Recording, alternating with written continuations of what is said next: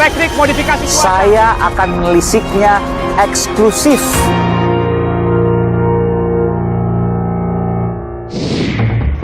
Stop berita COVID menggema di hampir seluruh Pulau Jawa.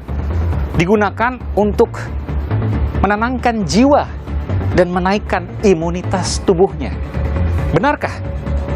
Lalu bagaimana dengan fakta di luar sana? Ada sesuatu yang unik yang saya temukan. Saya mengupasnya. Ikut saya, saudara.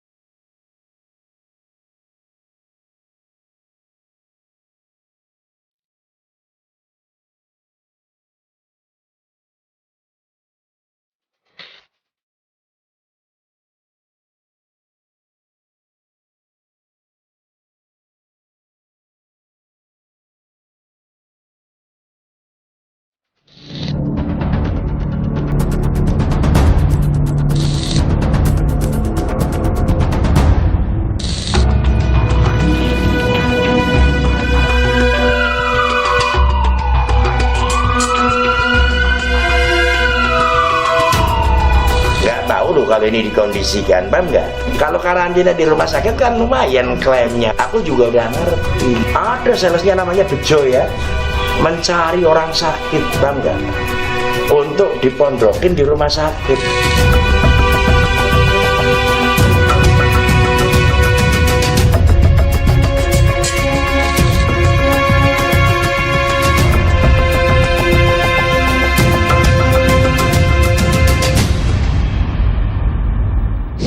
Mengcovidkan pasien, ada salesnya untuk mengcovidkan pasien. Benar seperti itu? Itu di rumah sakit Banjarnegara. Ada orang yang mencari orang yang pasien-pasien COVID sengaja dicovidkan untuk rumah sakit supaya dapat insentif. Adakah itu? Ada. Apakah sudah diproses pidana? Ngapain ngarang-ngarang ke pidana? Mau ngurusin COVID aja sulit setengah mati kok.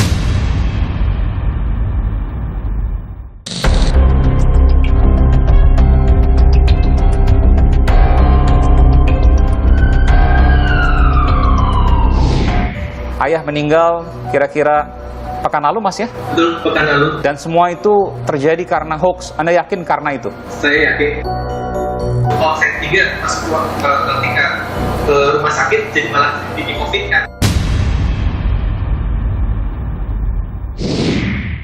Saudara, saya coba untuk mengumpulkan sejumlah informasi terkait dengan peristiwa stop berita COVID. Di mana terjadinya? Apa alasannya? Berikut informasinya.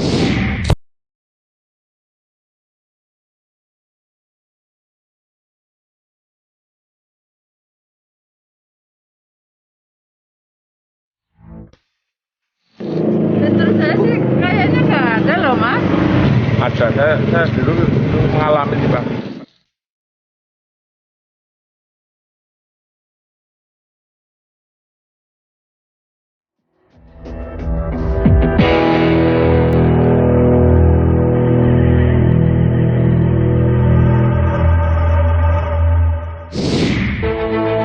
Keluarga di satu rumah meninggal setelah divaksin. Campuran lemon dan soda kue dapat membunuh virus corona. Tabung selam dapat dipakai sebagai tabung oksigen medis. Benarkah? Eits, jangan gegabah. Cek dulu kebenarannya. Jangan sampai timbulkan malapetaka. Di masa pandemi, informasi hadir laksana banjir, menyebar cepat. Sayang, tak semua memiliki kemampuan pilah dan pilih informasi. Dengan dunia digital dalam genggaman, informasi sesat kerap diviralkan, memengaruhi banyak orang dalam sekejap. Maka tak henti-hentinya pesan, rujuklah pada sumber terpercaya.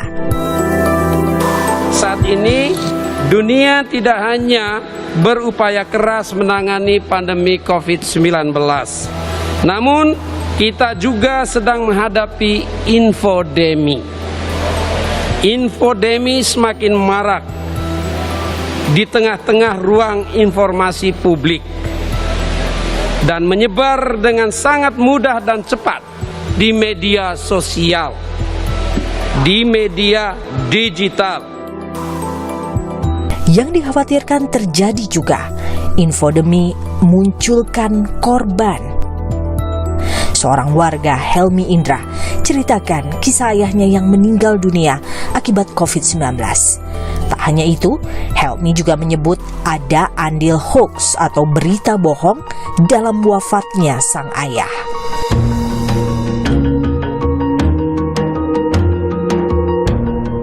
Ayah Helmi tunjukkan gejala COVID-19 awal Juli lalu, pusing, kehilangan indera penciuman atau anosmia, dan demam jadi gejala awal.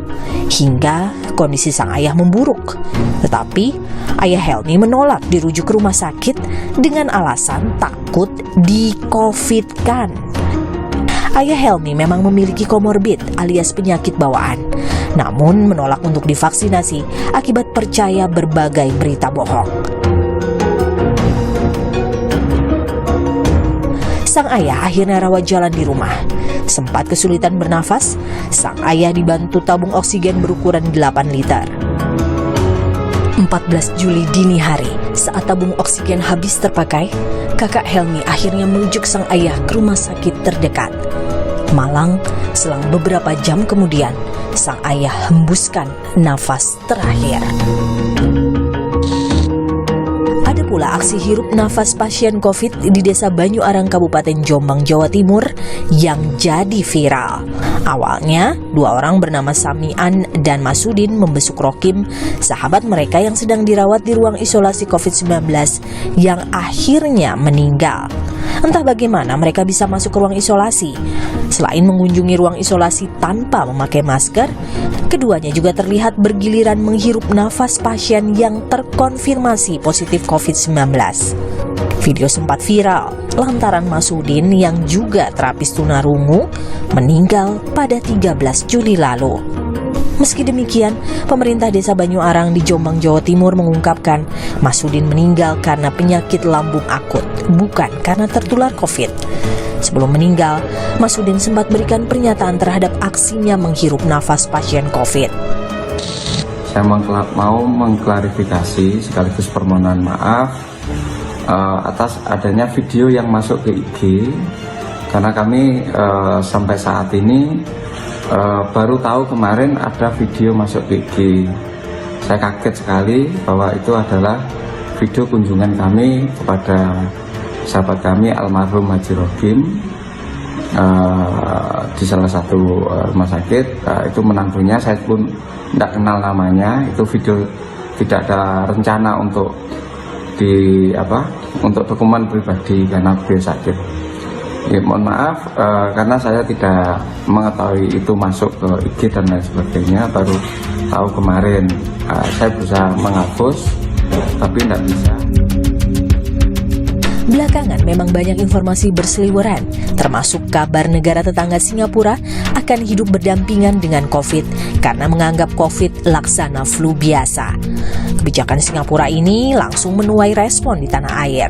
Salah satunya dari Bupati Banjarnegara Budi Sarwono. Menganggap isu COVID terlalu berlebihan, Budi juga mengatakan COVID-19 hanyalah flu biasa.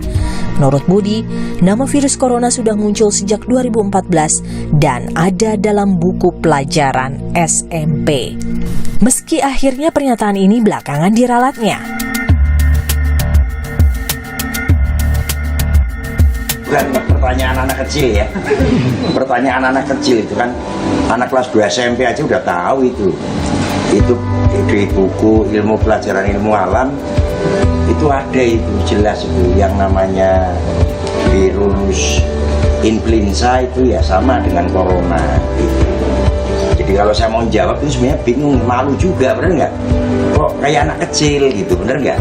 Iya, tapi masa nggak percaya kan? Pemerintah saja sudah menyampaikan corona, ya kita harus percaya dong kan gitu. Dan kita sosialisasikan, memang benar ada kan gitu. Kini, di tengah masih tingginya angka kasus harian, beredar poster ajakan untuk tidak mengunggah pemberitaan tentang COVID-19. Apa yang menyebabkan munculnya ajakan tersebut? Agar didapat ketenangan dan menaikkan imun tubuhkah? Atau suatu bentuk penyangkalan terhadap kondisi yang ada? Aiman, mengupasnya. Saudara, di masa pandemi COVID-19 ini ada istilah yang mungkin sebagian kita sudah mafhum, yakni infodemi. Banjirnya informasi yang datang hingga ke ruang-ruang privat kita. Apakah itu di handphone, apakah itu di gadget yang lain, ya. Dan itu kemudian menjadi tidak jarang orang yang kemudian langsung mengambil tanpa menyaringnya. Salah satunya adalah, saudara, ajakan untuk stop mengupload, menyampaikan, atau bahkan menyimak berita tentang COVID-19. Saya mendapatkan informasi dari sejumlah digital poster atau poster digital, ya, yang ada di sejumlah kota di Jawa Tengah dan Jawa Timur. Saya akan menunjukkan, saudara, satu persatu. Anda bisa menilai apa yang kemudian saya sampaikan ini. Di Gresik misalnya, dan di Nganjuk, ya, kemudian di Purbalingga, Anda bisa melihat ada hal yang unik di sini, yakni kata-katanya yang mirip. Kompak untuk tidak upload berita tentang COVID, upload berita tentang COVID biar masyarakat tenang dan tentram. Kompak untuk tidak upload berita tentang COVID, stop berita COVID, stop membuat kepanikan, tetap patuhi protokol kesehatan. Semuanya kalau kita lihat punya warna yang mirip, dan bahasa yang digunakan juga hampir senada. Ada kata-kata tertentu yang memang selalu digunakan pada poster-poster digital untuk ajakan berita COVID.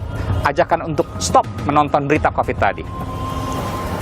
Apa yang terjadi tentu ini menjadi pertanyaan.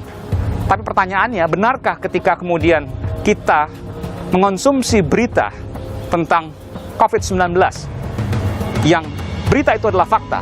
Kita tentu sepakat tidak mengkonsumsi berita bohong atau hoax yang menyesatkan, tapi kita tetap mengkonsumsi berita terkait dengan COVID-19 yang merupakan fakta, apakah itu positif ataupun negatif, akan menurunkan imunitas tubuh kita, atau sebaliknya, meningkatkan kewaspadaan kita. Mana yang benar? Ataukah harus memang semua di-cut, semua dihalau?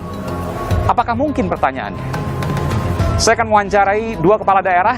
Yang pertama adalah Wali Kota Semarang Hendrar Prihadi, dan juga Bupati Banjarnegara Jawa Tengah Budi Sarwono atau Pak Wingcit, yang saya akan berbincang dengan keduanya sekaligus selepas jeda. Saya akan segera kembali saat lagi, saudara. Lumayan, sekarang pada pinter-pinter gitu. Dan kemarin saya sudah ketemu sama salesnya. Ada salesnya namanya Bejo, ya, mencari orang sakit, paham nggak? Untuk dipondokin di rumah sakit. Pak Bupati jelas disebutkan ada salesnya yang nyari. Ini gimana Pak Bupati pertanggungjawabannya? Jadi itu banyak orang yang melapor ke saya, Pak. Ini banyak sekali pasien-pasien yang dibawa dari desa ke rumah sakit. Saya akan menelisiknya eksklusif. Teknik modifikasi cuaca. Saya akan menelisiknya eksklusif.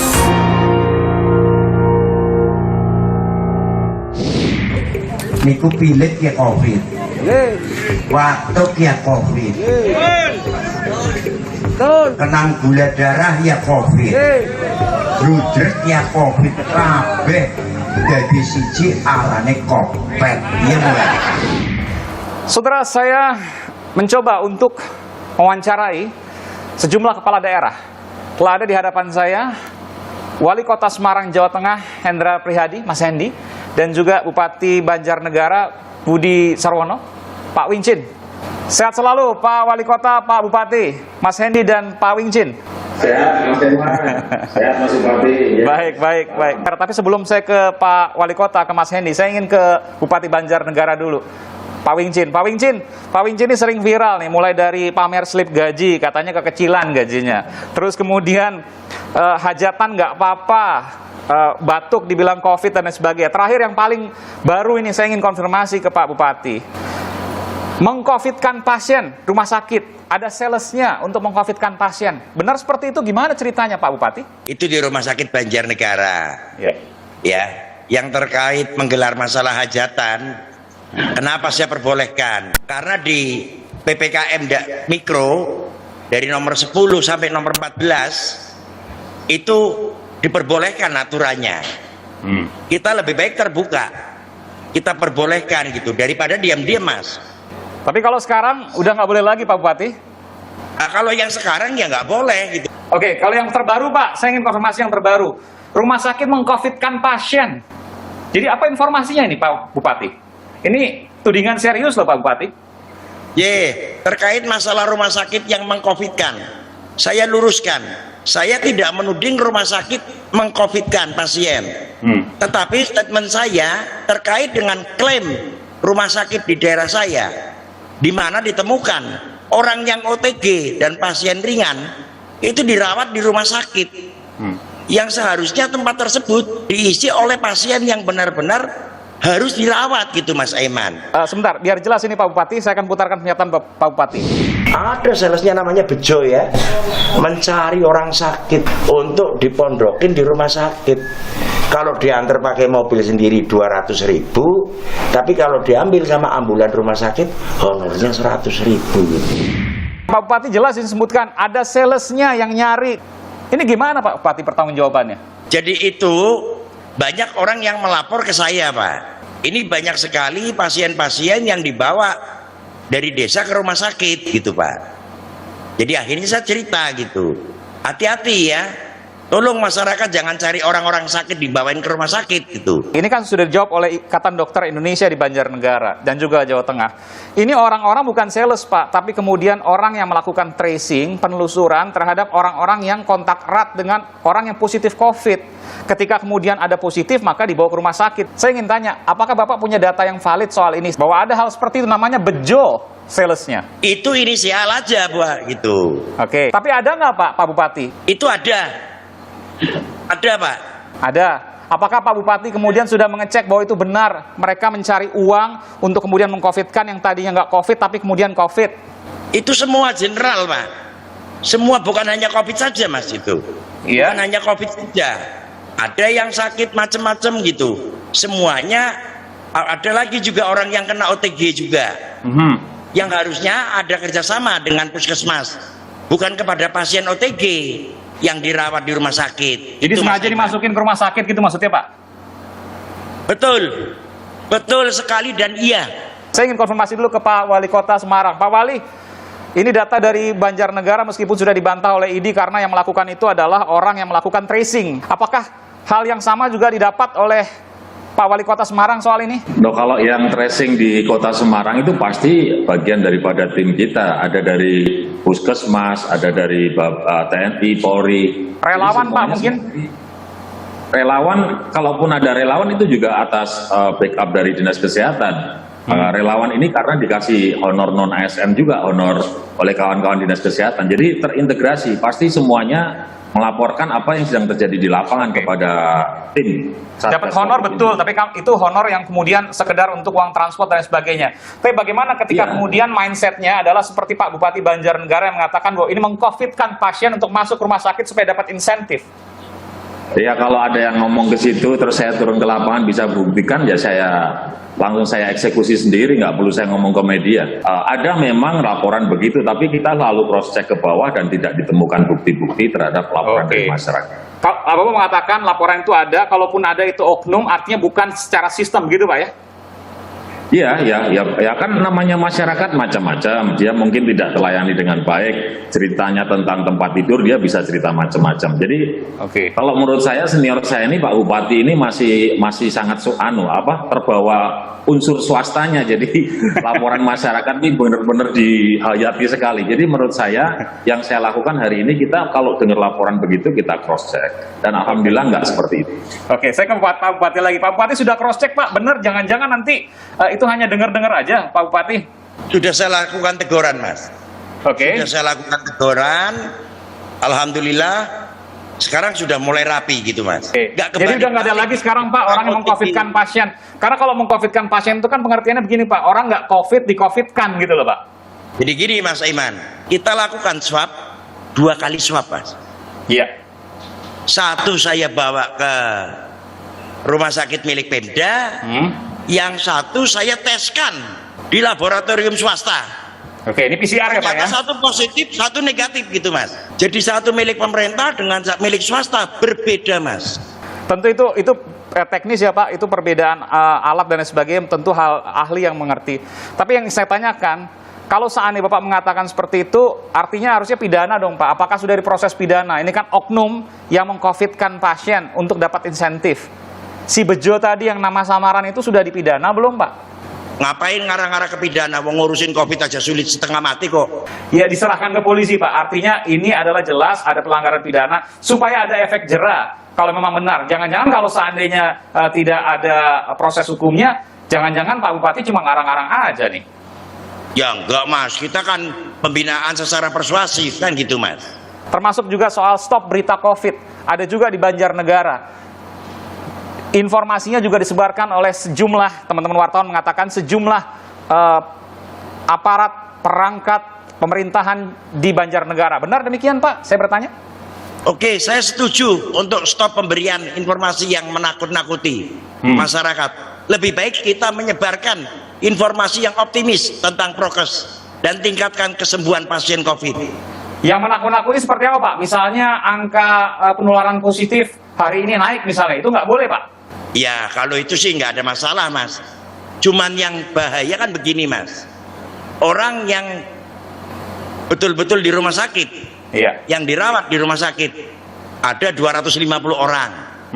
Dinyatakan di belakangnya meninggal dunia 192 orang. Itu kan nakut-nakutin orang Pak. Walaupun faktanya demikian, dirawat di rumah sakit 250, meninggal dunia 192. Apa orang jadi nggak ketakutan semua Mas? Meskipun itu fakta Pak. Pada hari itu nggak ada yang meninggal. Hari ini nggak ada yang meninggal, maksudnya gimana Pak? Pada waktu disampaikan hari itu, pada waktu hari itu kan ada kuda kepang itu Mas ya. Iya. Itu di situ disampaikan. Yang terpapar di rumah sakit ada 250 pasien. Meninggal dunia 192 orang. 8 orang itu ketakutan. Padahal kan itu angka kumulatif Mas. Iya, inilah yang memprihatinkan saya. Kenapa dibicarakan seperti itu? Itu artinya cara penulisan. Itu disampaikan oleh media mainstream atau oleh grup WhatsApp misalnya atau media sosial? Oknum Mas, oknum. Yang nyebar lewat media sosial ya Pak? Ya, melewat media sosial. Oke. Meskipun itu disebutin nggak Pak dalam beritanya bahwa itu akumulasi, bukan data hari ini? Tidak Mas. Tapi kalau fakta, meskipun tidak mengenakan, soal COVID, untuk kewaspadaan, untuk kemudian kita bisa menghalaunya, boleh nggak disebarkan Pak? Ya lebih baik kita optimis saja Mas. Artinya tidak boleh kalau menurut Bupati Banjarnegara? Nggak pantas lah Mas gitu. Kurang pantas, kita kan memberikan yang sejuk saja Mas, kan gitu ya kan. Nanti ada rasa aman palsu Pak, ada rasa aman palsu, ada rasa damai palsu. Saya ke Pak Wali Kota, Pak Hendra Prihadi. Mas Hendi, Anda setuju dengan apa yang disampaikan oleh Pak Bupati Banjarnegara? Ini pimpinan daerah yang kemudian melarang fakta untuk kemudian berita COVID yang tidak mengenakan. Ambil yang positif aja, supaya naik imun mungkin.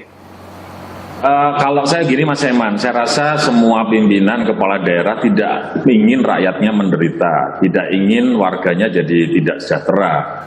Hanya mungkin modelnya berbeda-beda. Kalau kami sajikan di website kami update terkait COVID. Ya kalau hari itu banyak yang disembuhkan, alhamdulillah kita sampaikan. Jumlah penderitanya sekian, bertambahnya sekian, jumlah yang sembuh sekian. Tapi kalau pada fase-fase tertentu memang ada yang meninggal, ya bagaimana lagi? Nah, di portal kami siagacorona.semarangkota.go.id itu mulai dari penderita hari ini bertambah, yang sembuh berapa, kemudian kalau mau melakukan vaksin di mana, kalau mau menyumbangkan donor plasma di mana, sampai bantuan sosial. Jadi masyarakat terus kita lakukan edukasi, sosialisasi bahwa kalau mau info yang akurat terkait COVID, ya di Siaga Corona tersebut di portal semarangkota.go.id. Pak Hendi, saya ingin tanya terakhir Pak, bagaimana kondisi COVID di Semarang Pak saat ini? Pas libur Lebaran kita tahu beberapa daerah di sekitar Semarang ini kan naik, dan warga Semarang juga sudah mulai keluar kota, akhirnya terjadi transmisi gitu ya, terjadi tatap muka, ada penularan.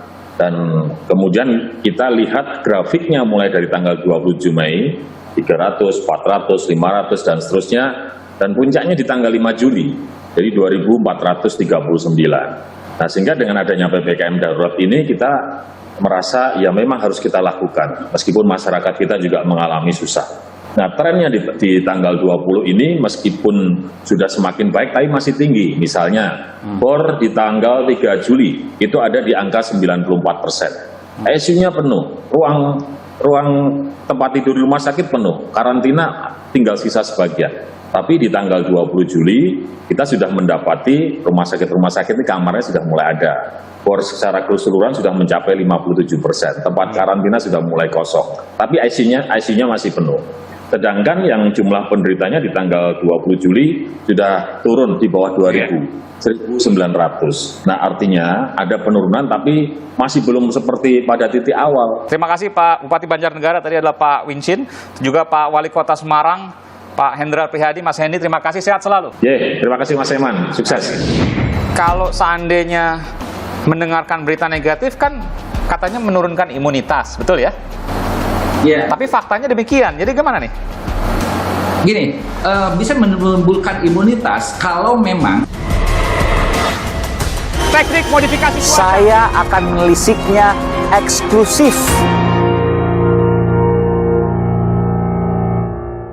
Teknik modifikasi cuaca. Saya akan menelisiknya eksklusif.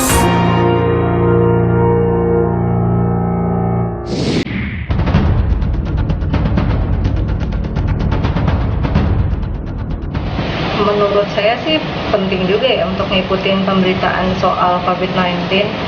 Menurut saya sih dengan kayak gitu jadinya saya punya pengetahuan yang cukup. Jadi kalau misalnya saya keluar rumah, saya bisa meminimais resiko yang bisa menimpa saya dan keluarga saya.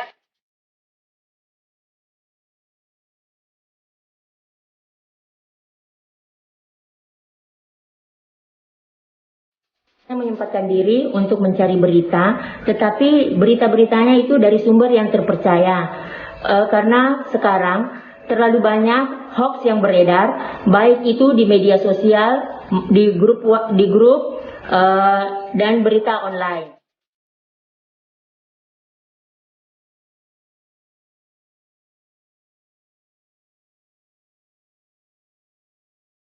Bagaimana tidak stres pemberitaannya mengenai ketersediaan rumah sakit yang sudah habis, tabung oksigen yang sudah habis juga, dan berita duka yang terjadi di sana-sini, termasuk berita duka dari keluarga dan teman. Namun, ketakutan yang saya miliki itu menjadikan saya untuk lebih waspada lagi. Saudara, untuk mengonfirmasi apa yang terjadi, bagaimana kemudian kondisi terhadap kita ketika mengkonsumsi berita, apakah itu positif, negatif terkait COVID-19, saya mencari ahli psikologi sosial, Zainal Abidin. Pak Zainal, sehat selalu. Salam sehat, Mas Aiman. Salam sehat juga untuk kita, untuk bangsa Indonesia. Pak Zainal, jadi kita nggak boleh nih konsumsi berita negatif soal COVID, walaupun itu fakta. Gini, untuk sebagian orang kan yang berkaitan dengan informasi-informasi yang berkaitan dengan COVID itu dianggap sebagai suatu toksik ya, artinya sebagai suatu yang membuat mereka menjadi ancaman, jadi ancaman sehingga mereka tidak bebas bergerak. Nah, terutama untuk yang berkaitan dengan hal-hal yang negatif. Padahal hal-hal yang negatif, karena itu sebuah fakta, itu harus harus disuarakan. Jadi gimana dong? Kalau seandainya mendengarkan berita negatif kan katanya menurunkan imunitas, betul ya? Iya. Tapi faktanya demikian, jadi gimana nih? Gini, bisa menimbulkan imunitas kalau memang responsnya atau dimaknakan oleh masyarakat sebagai sesuatu yang membuat stres. Tetapi untuk sebagian orang kan itu justru memunculkan kehati-hatian, kewaspadaan. Jadi tidak betul juga bahwa informasi-informasi negatif itu harus ditolak. Kita declare dulu nih, kita nyatakan dulu ya, kalau berita bohong, berita hoax, itu sudah selesai lah, case close, buang, nggak usah didengerin. Tapi kalau berita fakta, itu tetap boleh kemudian untuk dikonsumsi dengan catatan khusus. Betulkah demikian? Betul. Jadi gini, kalau kita bicara tentang informasi ya, dari perspektif psikologi komunikasi, itu ada pesan yang disampaikan, dan pesan itu disampaikan oleh komunikator, artinya oleh penyampai, entah itu berita, entah itu dari media massa maupun juga mungkin dari pejabat publik. Nah, cara menyampaikan informasi itu menjadi penting agar supaya pesan itu bisa sampai pada penerima, gitu kan? Artinya pada masyarakat. Ini berarti bahwa perlu ada kemampuan dan keterampilan tertentu agar supaya informasi itu meskipun negatif menjadi efektif pada masyarakat. Itu kan beda-beda nih ketika tingkat COVID hari ini rekor gitu ya. Penularannya kembali mencetak rekor sekian puluh ribu misalnya. Itu kan nggak semua orang bisa menerima bahwa oh iya saya harus lebih waspada. Ada juga yang aduh celaka dan lain sebagainya. Itu bagaimana kemudian untuk kita bisa mendapat informasi dan kita bisa menerima manfaat dari situ, dari fakta itu? Ya, pertama adalah bahwa kita harus memahami bahwa ini adalah sebuah fakta. Sebagai sebuah fakta, kita tidak bisa mengatasi atau katakanlah memanage fakta itu. Yang harus kita lakukan adalah menerima fakta sebagai sebuah realitas dan kita memaknakannya itu sebagai sesuatu yang sifatnya informatif. Untuk apa? Antara lain adalah untuk menjadikan kita lebih waspada. Kalau dari masyarakatnya ada pesan nggak Pak Zainal? Di tengah infodemi, banyaknya informasi, nggak tahu nih yang berita bohong, mana yang berita benar, nggak tahu ini yang mana sesat, yang mana fakta. Pertama, memang ada faktor psikologis, ya, yaitu yang antara lain adalah apa yang disebut dengan bias konfirmasi. Ini masyarakat, sebagian masyarakat atau bahkan manusia pada umumnya cenderung untuk memilih informasi-informasi yang sesuai dengan belief sebelumnya. Jadi akan tergantung pada sejumlah variabel psikologisnya. Satu lagi yang berkaitan dengan faktor psikososial atau sosiologis, tergantung pada afiliasinya. Afiliasi, entah itu afiliasi politik, entah itu afiliasi kelompok. Saya ambil contoh ya, saya tidak masuk ke dunia politik di Indonesia. Tapi kalau di Amerika misalnya tahun 2020 itu sejumlah masyarakat pendukung Partai Republik dan khususnya pendukung fanatik Donald Trump itu menganggap bahwa COVID atau Corona itu adalah hoax gitu. Dan informasi-informasi tentang COVID itu justru dianggap sebagai hoax. Dan banyak juga terjadi di Indonesia oleh orang-orang yang terpelajar, bahkan orang-orang yang punya jabatan. Terjadi. Nah, kenapa? Kan pertanyaannya gini, kenapa sih itu bisa terjadi bahkan pada orang-orang terpelajar? Hoax itu sebetulnya memang didesain untuk menggugah bukan faktor kognitif, tetapi faktor emosional. Terima kasih. Sehat selalu Pak Zainal Abidin, ahli psikologi sosial. Terima kasih telah memberikan informasi di program memang. Sehat selalu, sehat untuk bahasa Indonesia. Salam Pak Zainal. Walaupun dalam kondisi yang terus menurun, tetap masih percaya bahwa nggak mau minum obat. Betul Mas, itu salah satu yang lumayan jadi tambah memburuk ya. Teknik modifikasi cuaca. Saya akan menelisiknya eksklusif. Teknik modifikasi cuaca. Saya akan menelisiknya eksklusif.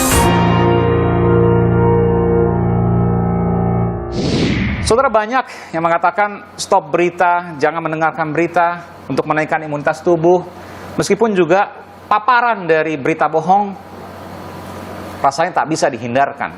Bagaimana kemudian memverifikasinya, bagaimana kemudian menyaringnya? Tentu ada media arus utama yang bekerja berdasarkan prinsip-prinsip jurnalistik.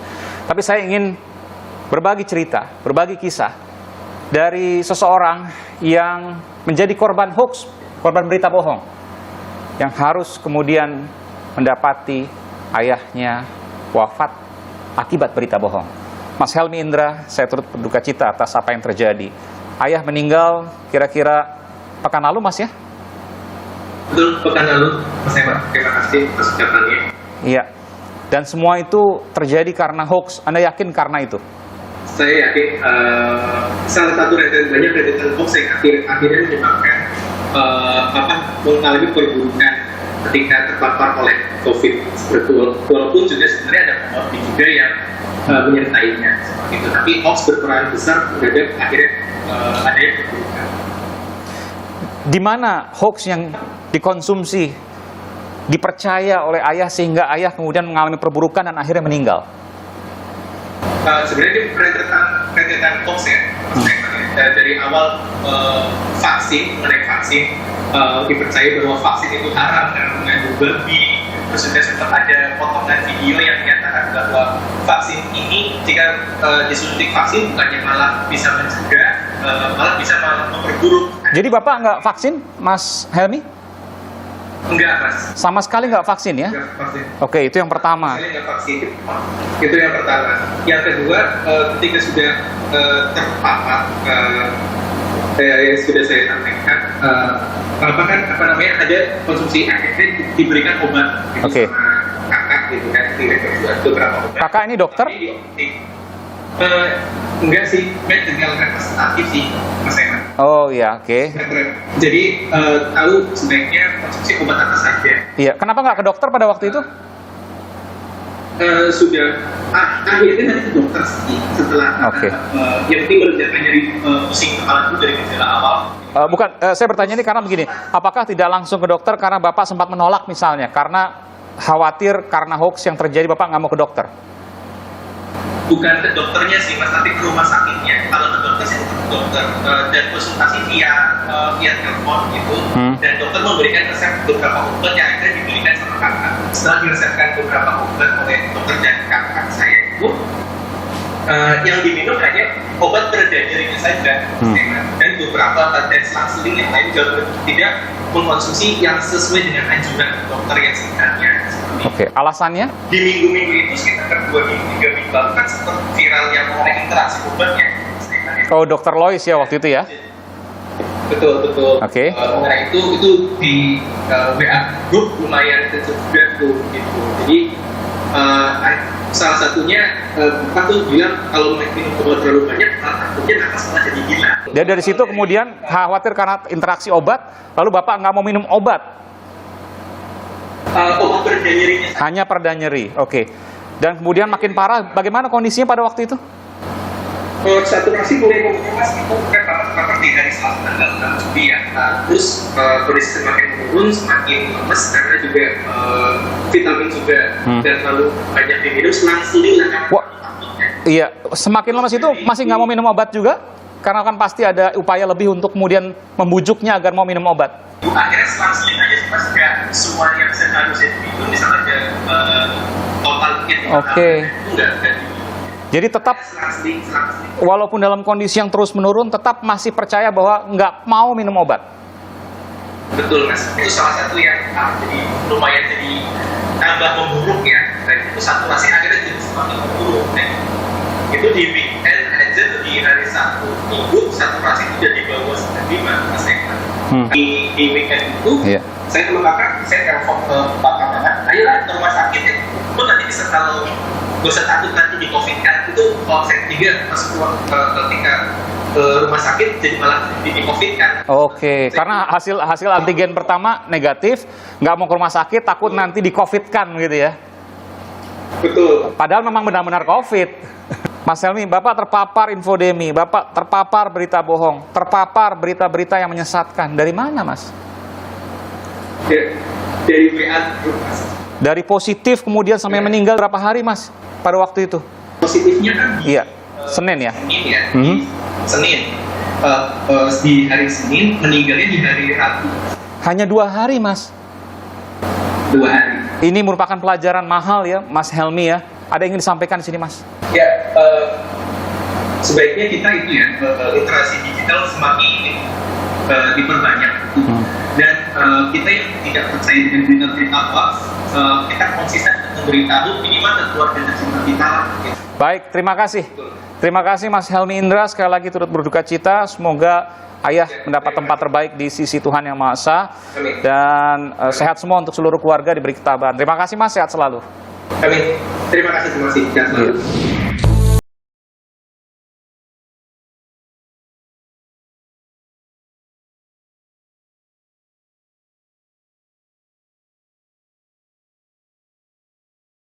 Menurut saya sih kayaknya nggak ada loh Mas.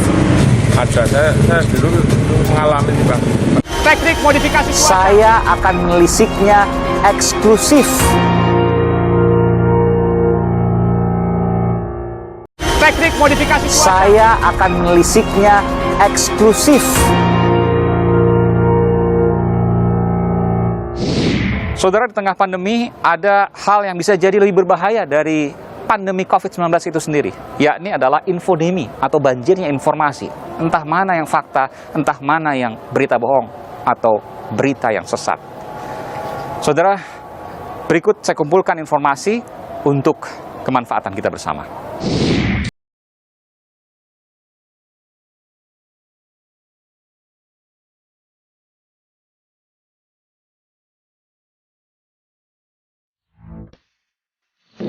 Menurut saya sih kayaknya nggak ada loh, Mas. Ada, saya dulu mengalami nih, Bang.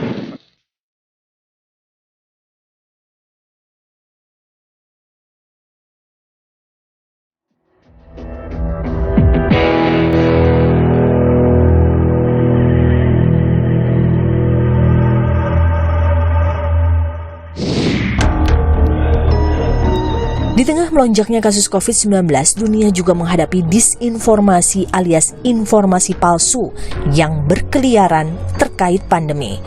Badan Kesehatan Dunia WHO pun menganggap disinformasi sebagai infodemi yang masif, memperparah pandemi dan mengakibatkan jatuhnya korban. Lantas, apa itu infodemi? Infodemi diartikan sebagai kondisi banjir informasi pada saat wabah. Istilah infodemi pertama kali terdengar kala merebaknya virus SARS di Tiongkok 2003 silam. Pada saat itu, jurnalis dan pakar ilmu politik David Rothkopf memadukan kata epidemi dan informasi. Berawal dari sebuah krisis kesehatan di Tiongkok, epidemi informasi membuat SARS menjadi bencana global. Sebagian infodemi menjadi musuh utama pandemi. Infodemi dapat picu kepanikan akibat rasa takut berlebihan yang tak berdasar, atau sebaliknya, abai terhadap wabah yang akhirnya memperluas penularan. Tidak hanya itu, infodemi bisa timbulkan rasa benci terhadap kelompok tertentu hingga menyulut perselisihan hingga konflik. Dan memang kalau kita rata-rata ya per hari begitu ya, dari tahun lalu sampai sekarang, itu jumlah hoax-nya yang baru muncul setiap hari itu sekitar 4-5 hoax baru per hari. Tetapi memang intensitasnya semakin menguat karena jadi hoax itu seperti benalu, Mas. Jadi semakin pohonnya rindang, benalunya semakin banyak. Nah, ini kan informasi tentang gencar-gencarnya, ayo kita protokol kesehatan, ayo kita vaksinasi, ayo kita melakukan kegiatan-kegiatan yang terkait dengan penanganan COVID. Nah, benalunya juga semakin banyak. Jadi sebenarnya itu seiring sejalan dengan pertumbuhan informasinya itu sendiri ya. Infodemi semakin deras mengalir.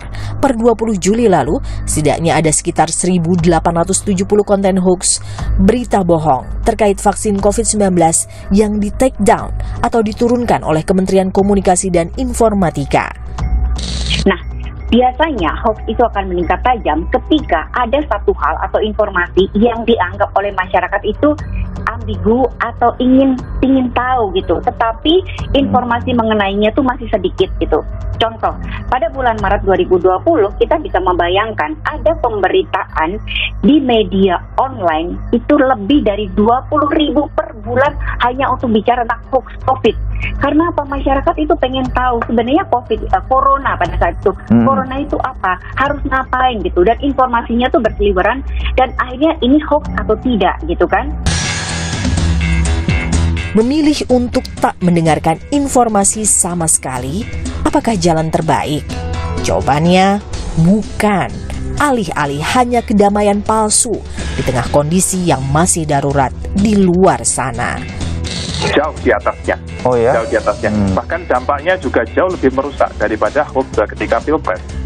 Jadi kalau dalam catatan kami, misalnya dari 30 artikel yang kami lakukan penelitian, itu hoax itu bisa beredar 10 kali lebih masif daripada klarifikasinya. Kuncinya, saring informasi, bukan abai sama sekali. Ada jalan terang menuju ke sini. Kemampuan mengolah dan memahami informasi alias literasi jadi kunci. Saudara, menyetop informasi yang berupa fakta adalah sebuah pilihan. Tapi jika yang ditujukan adalah ketenangan, maka ini dapat adalah kepalsuan, karena sesungguhnya yang berada di luar sana jauh berbeda. Saudara, saat ini ada kedaruratan yang harus bersama-sama kita selesaikan. Tidak bisa hanya pemerintah atau satu pihak saja. Caranya bukan justru lari dari kenyataan, tapi ada satu cara: menyaring informasi dengan literasi untuk kewaspadaan, bukan kepanikan. Saudara, saya Aiman Wicaksono.